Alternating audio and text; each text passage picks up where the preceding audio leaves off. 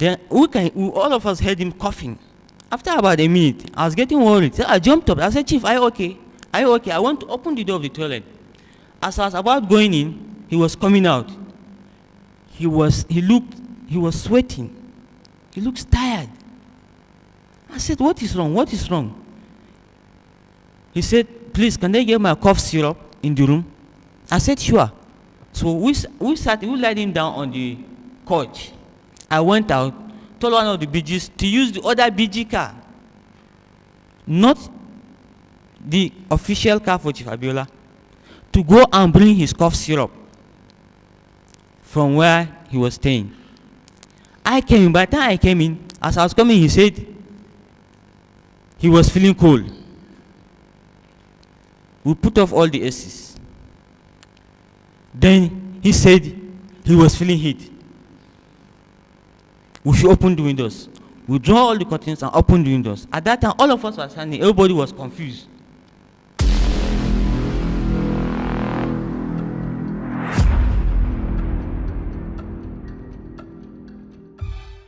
Local and international diplomats tried to find a way to get Abiola out of detention, but away from the presidential villa. The UN Secretary General Kofi Annan met with the Minister of Foreign Affairs Tommy Kimmy on June 22, 1998 in Annan's living room in New York. Annan agreed to support Abubakar's political transition program if Abubakar released Abiola.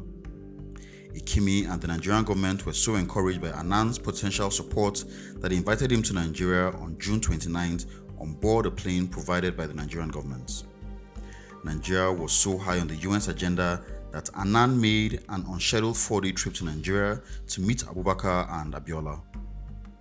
Annan and Abubakar had previously met briefly in January 1997 in Lomé, Togo, during a peace summit.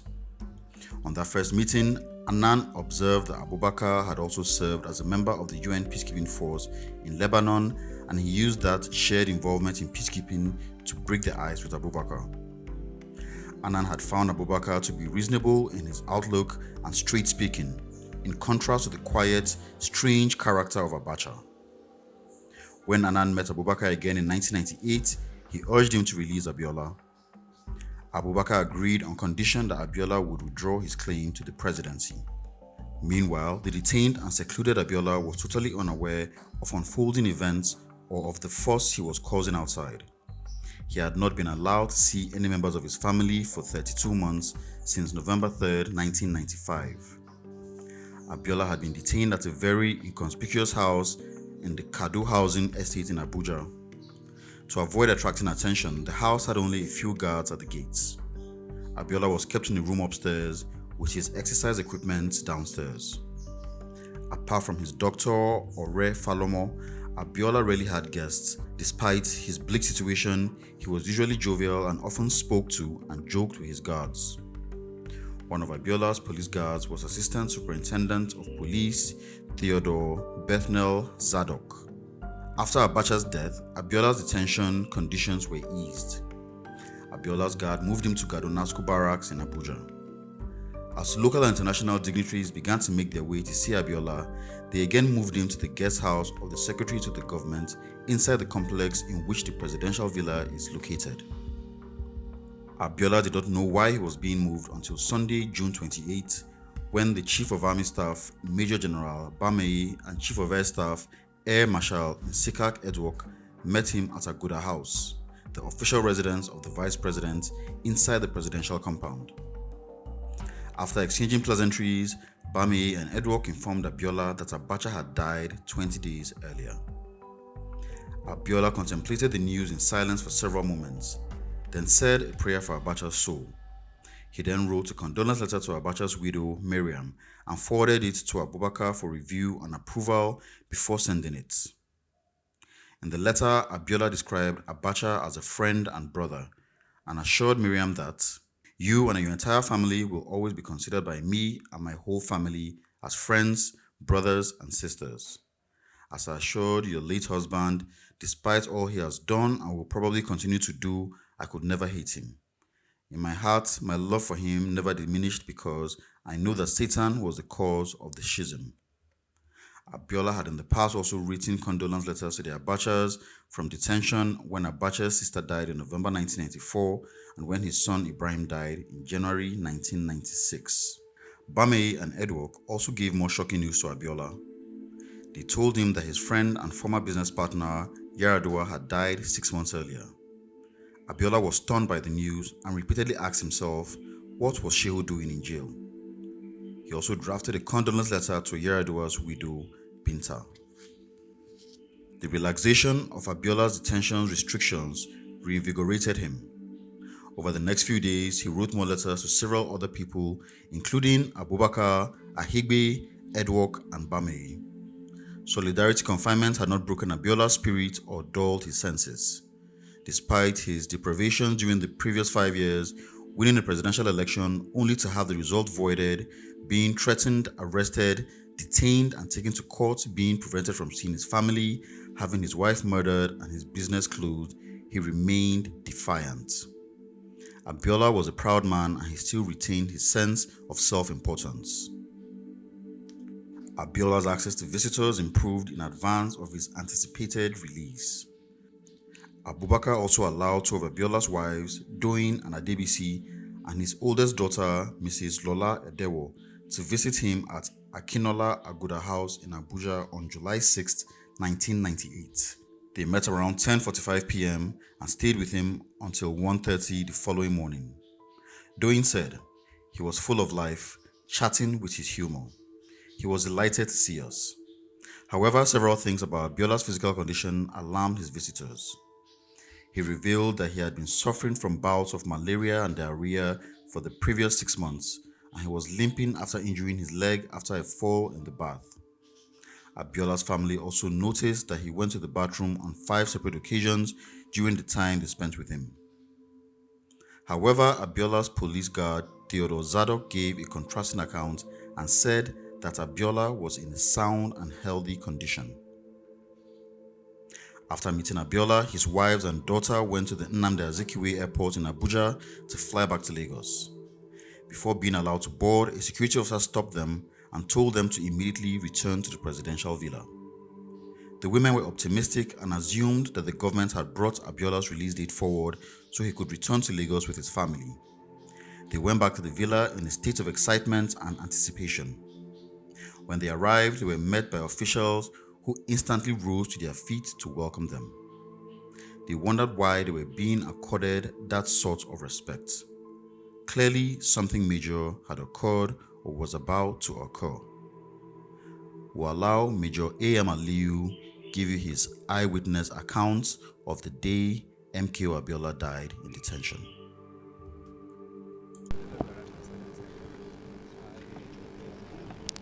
I, Major A.M. Aliyu, do solemnly affirm that evidence I shall give before this Honorable Commission shall be the truth, the whole truth, and nothing but the truth. So help me God.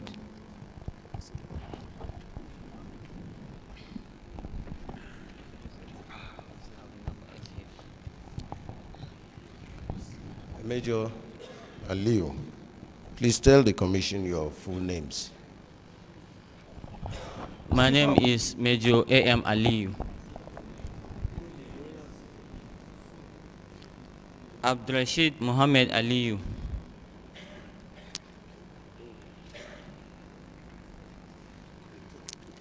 Where are you now?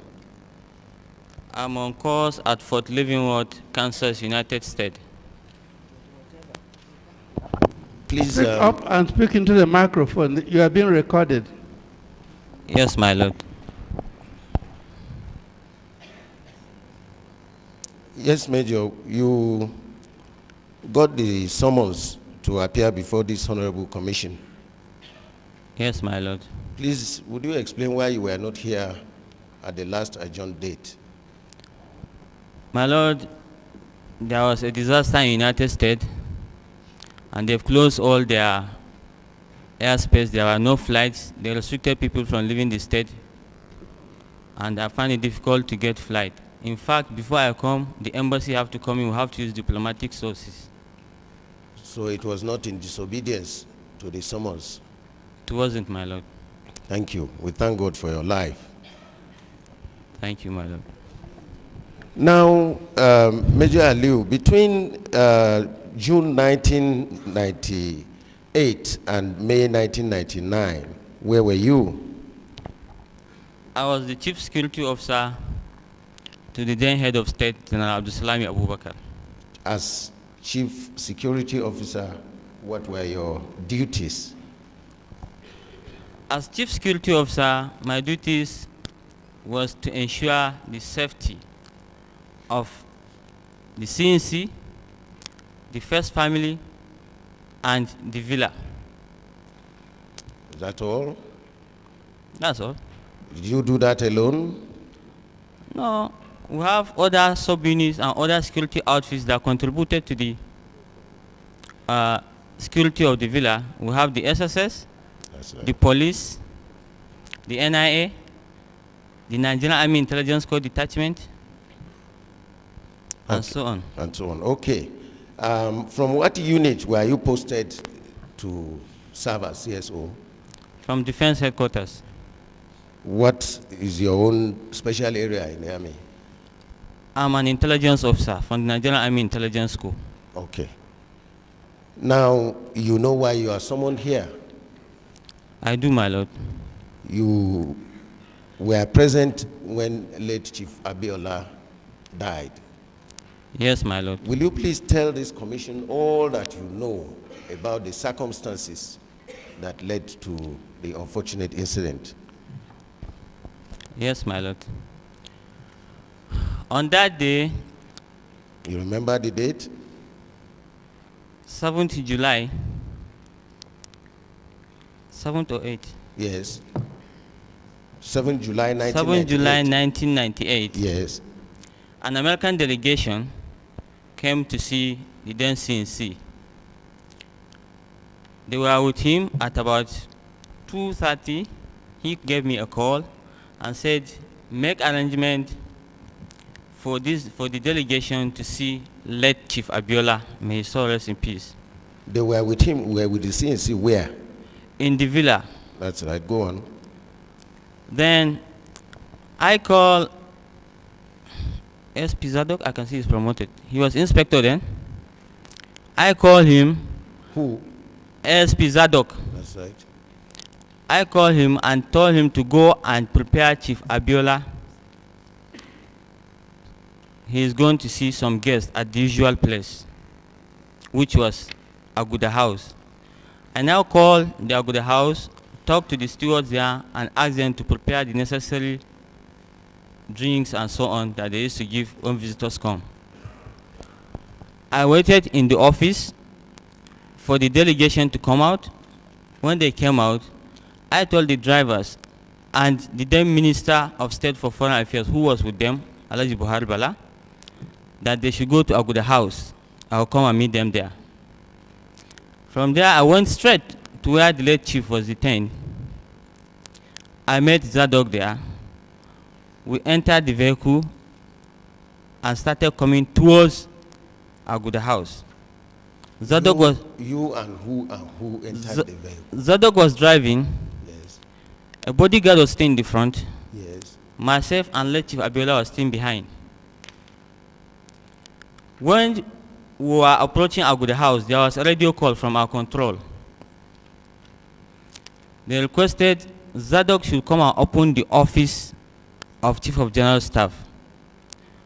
My lord, you can remember that there was, within those periods, there was no Chief of General Staff because of the situation. And the then Chief of General Staff was just appointed. That was the first day he will be in office. And after that coup issue, the offices of Chief of General Staff were locked up, and Zadok was in charge of those offices, so he was holding the keys, and nobody had access to the place.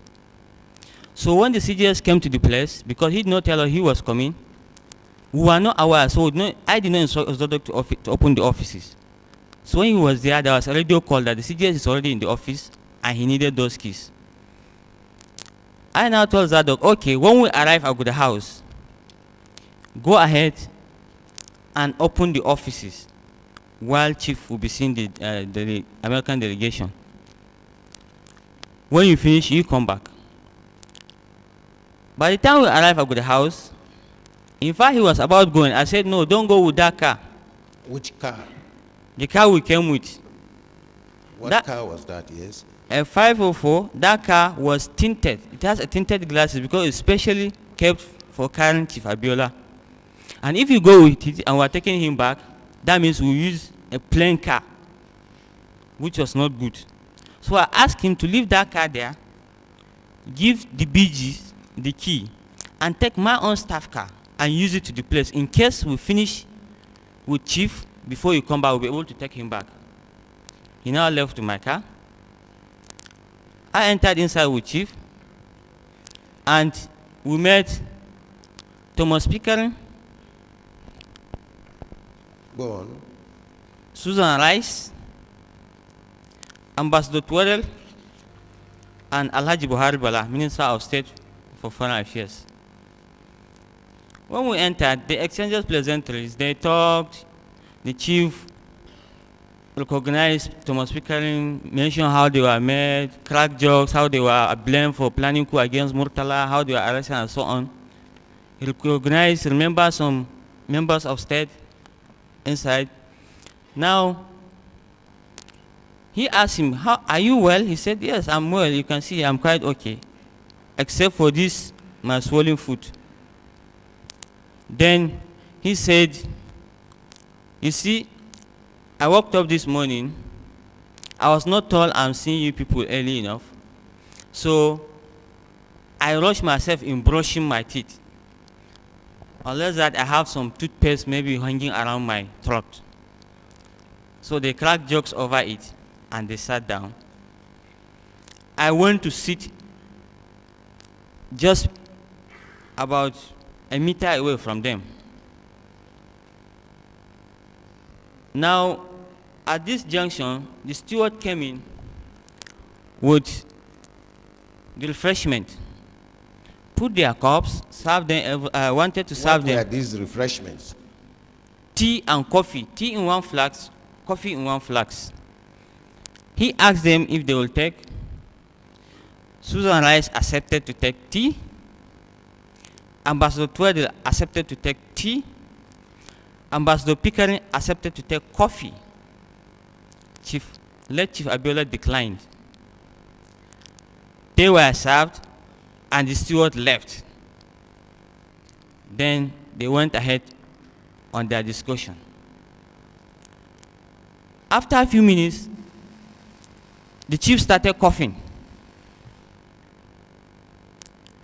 Then he said, excuse me. Then they continued again. He started coughing again. After some time, the coughing became profusely. He was coughing and coughing and coughing. So Susan says, maybe if you get water or something, it will clear it. So he said, yes, okay. He will take the tea. At that time, I stood up from where I was standing. I moved towards the center table to serve him the tea. But Susan Rice, being the only lady there, she served him the tea. And I was standing there watching over her because I also have interest there. I watched when she served him the tea before I went back and sat down. Now, at this juncture, he was coughing continuously. Then he paused, picked the cup, and sipped the tea, then kept it back. After that, the coughing increased. So he stood up and said, excuse me, removed his big gown, went into the toilet. Then all of us heard him coughing. After about a minute, I was getting worried. So I jumped up. I said, Chief, are you okay? Are you okay? I want to open the door of the toilet. As I was about going in, he was coming out. He was sweating. He looks tired. I said, what is wrong? What is wrong? He said, please, can they get my cough syrup in the room? I said, sure. So we laid him down on the couch. I went out, told one of the BGs to use the other BG car, not the official car for Chief Abiola, to go and bring his cough syrup from where he was staying. I came in. By the time I came in, as I was coming, he said he was feeling cold. We put off all the ACs. Then he said he was feeling heat. We should open the windows. We draw all the curtains and open the windows. At that time, all of us were standing. Everybody was confused. Then Susan and I said, let's get the doctor. I said, okay. I used my mobile phone and called Dr. Wali, the then presidential physician. When I got him, he told me he was within the villa, not in the clinic. I said, come to Aguda House immediately. We have a VIP on emergency. He said, okay, he's on his way. We were there, waiting for him to come. Then it occurred to me that, look, I know how this man reasons. He may said he will run to the clinic to bring his medical bag. I tried to get him on the mobile. I couldn't get through. So I had to dash out. And I told Alhaji Buhari Balde, stay here. So I had to dash out, enter my car, and rush and intercepted him at the junction. He was already going towards Aso Clinic. I said, no, just come like that. Look at him first. Then we can go for the bag. He said, okay. He now turned with the car and followed me. Then we arrived at the place. This took us exactly 7 minutes, 40 seconds. When he arrived, he touched his pulse. He looked at him. The chief was lying down. He left the coach. Now he was on the floor. They were fanning him. He was sweating. He was groaning. So he said, look, we have to move him to the hospital. Let's call for an ambulance. I said, no, we're not going to wait for an ambulance. Let's put him in the car and just go. All of us joined hands, picked chief. As we were doing that, Zadok arrived. When Zadok arrived, I said, what is happening? I said, the chief is sick. We now put him in the car, and immediately we started moving. I called the clinic and talked to Dr. Ali, one of the doctors in the clinic. I told him, look, set up the emergency room immediately. Dr. Ali said you set up the emergency room immediately. Get all the doctors, get everybody ready. He's coming with a VIP patient. Emergency situation. He said, okay. And on our way to the clinic, I called the CNC, his direct line. He was not in the office. Then I called an officer's mobile. I said, why CNC? He said, he's in a meeting. I said, go and give him inside. He said, he's in the chambers. I said, go and give him the phone. I want to talk to him. So they gave it to him. He said, what is it? I said, the chief is sick. And it's very serious. All of us are confused. We are rushing him to the hospital. Emergency situation. He said, did you get Dr. Ali? I said, yes, he's already here with us. He said, okay, keep me posted. Let me know what is happening. I said, yes, sir. When we arrived at the clinic, we picked him up, took him to the emergency room. All of us moved into the emergency room because the confusion was so high that nobody remembered all this protocol of emergency room is only for doctors and so on. All of us were there. The American delegations, the Minister of State Foreign Affairs, myself, the doctor, and everybody was just there. The doctors were doing all what they could.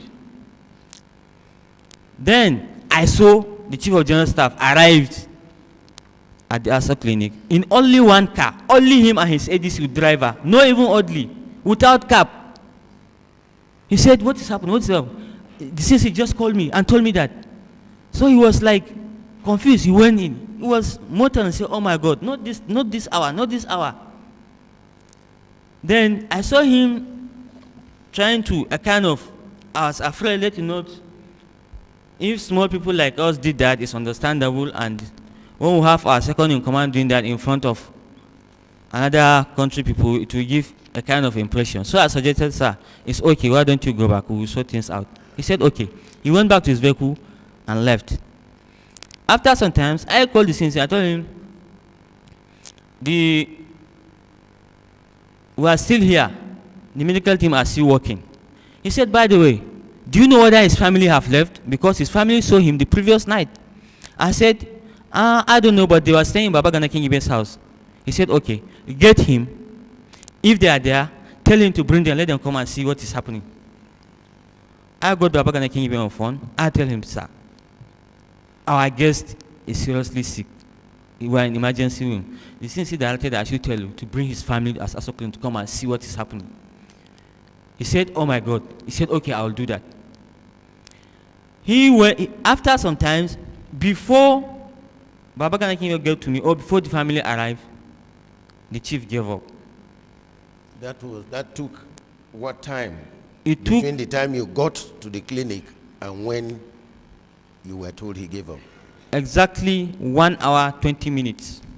Go on. Now, I now called the CNC. I told him, well, he has given up. CNC said, oh my God, why this hour? Why now? He said, okay, I'm closing the office. You people should meet us at home. And that day he was having Council of State meeting. He was with all the governors. They have to stop the meeting and carry some few governors, his CGS and his service chief. They went straight to the residence. At this time, Susan Rice told me that, look, accept our condolences. We have seen all the people have done. I mean, I know it's a grave shock to you people. Now, is there anything you people want us to do for you? I said, yes. Please give us the privilege of letting the family to know first before the press or the whole world know about it. They said, well, you know our arrangement. We already have pressmen waiting for us at the airport. If we leave, we are supposed to go and give press conference and we'll take off back. So, how much time do people want us to give you? I said, well, the family are already on their way. So, as soon as they arrive, we are going to tell them, then we can go. They said, okay, is there anywhere we'll sit? I said, let all of us go to the residence. The residence of who? The CNC. All of us left in a convoy, and on our way to the house, I got Baba Gana Kingibe on mobile again. I told him, well, it's unfortunate. Our guests have given up. And the family, instead of going to Aso Clinic, they should meet us in the CNC's residence. When we arrived there, the CNC and all his services and theirs were already seated in this room. So we all came. Pickering and Twaddle extended their condolences to the CNC and show concern. Everybody, you can see the whole place was quite remorse. Everybody was feeling bad. Then the family arrived. When the family arrived, I took them to a second sitting room. Then the CNC said, oh my God, how can I tell this family? What will I do? Then Susan Rice offered, say, I'm a lady. I will help in this situation. She stood up. The CNC stood up. And one or two of his service chiefs, the CGS, I can't remember, but they now moved to that smaller sitting room where the family was seated. Then the CNC told them, and Susan Wright and the ambassador Pickering said, look, we were there, everything happened in front of us. And I don't think there's any foul play. He told them that, please accept our condolences, this and that, and left. So when they came out, they now entered their vehicle and left for the airport. And that was when they gave their press conference declaring what happened. And the family, the CNC offered that they should be taken to Aguda house and be kept there. They said no, they wanted to go back to Baba Gana Kingibe's house. So they went back to Baba Gana Kingibe's house. That was the event of that day. Okay, let us go back to Aguda house. Zadok, ASP Zadok tested.